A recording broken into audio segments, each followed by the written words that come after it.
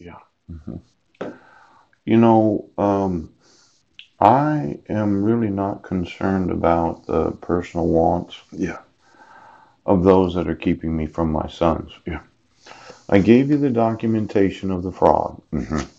You have the evidence of it, Yes. and they are being kept from me because of your refusal to enforce the laws. Hmm. Now, usually when law enforcement has knowledge of a crime, Yeah. they just enforce the law. They don't think twice about it. Hmm.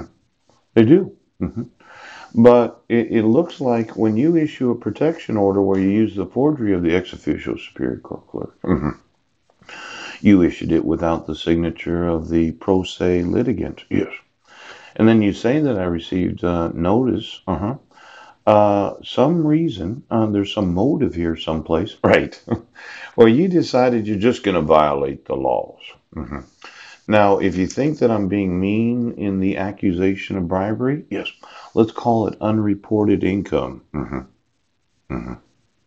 Because nobody's going to violate the laws when they know what the law says without somebody compensating them for the violation of the law.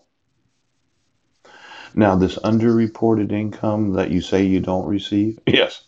where I documented that I wasn't given any notice or opportunity to be heard in 2011. Yes. I wasn't given any notice, really, minute order, pooh, while being on trial, because what's the use of appearing in court until you have the verdict of the jury? See, you kept issuing court orders based upon the false accusation of mental illness Yes. because of an arrest that took place on Guam. Hmm.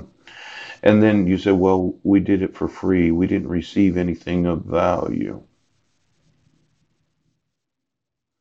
Sophisticated laundering Hmm. typically involves the use of fictitious entities, Yeah. shell corporations, two or more levels, in example, layering of transactions, Yes.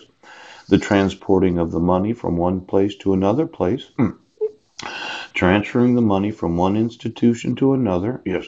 or the transmitting of money from wire transfers, Yes. Hmm. deposits and withdrawals, Yeah. Hmm. or online through some other source of income. Now, it involves involving the criminally derived funds that were intended to appear legitimate, Yes. or offshore financial accounts. Yeah. Now, I'm wanting to know. Well, you don't use a forgery to issue a court order. Yes. Hmm. You don't intentionally reissue it on June 1st of 2015 without any attempt of service to myself. Yes. You don't wait 48 days to issue it. You don't issue it for 10 years unless your whole intention was to kidnap my sons and keep them from me. Now, the thought that you decided to issue a 10-year protection order Yes. based upon the false accusation of me being mentally ill Yes.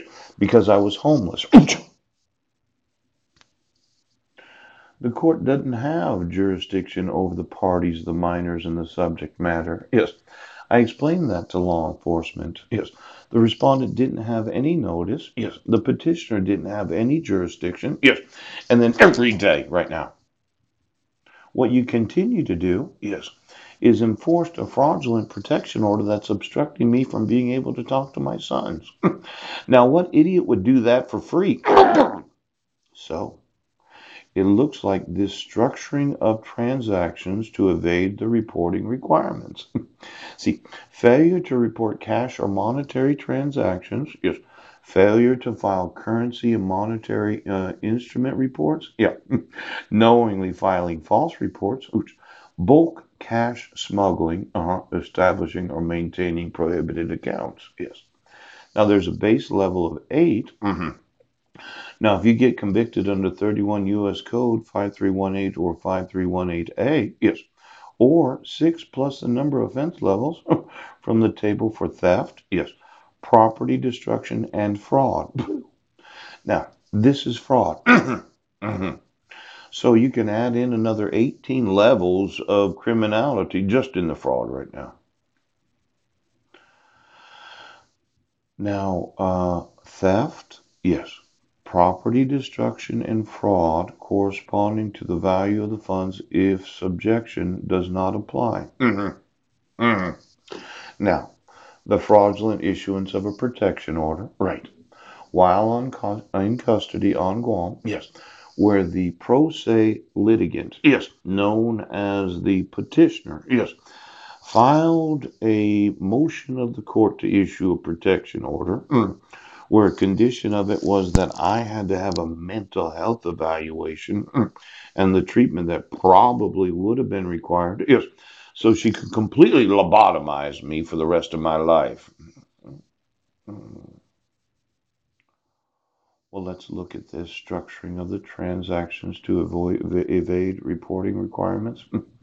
Let's say a bank didn't fill out that $10,000 little report that they have to do. Yeah. Now, if the defendant knew or believed that the funds were proceeds of unlawful activity, yes, fraud, felony, yes, the making of shows, yes, the concealing of your payroll, right, the Illuminatist way of having that mutated lizard in your rectum, or the way of coming to find out, yes, because you have to sew in right now, were intended to promote unlawful activity. Yes. See, if you got paid for this, yes, in 2011, you made the show, Brent. Pooch. Judge Ken Williams was in the show. Yes, yes, yes. And it looks somewhat incidental to your personal lives that you received $10,000. Yes. Not a big deal. But I wasn't a resident of the state of Washington. Yes.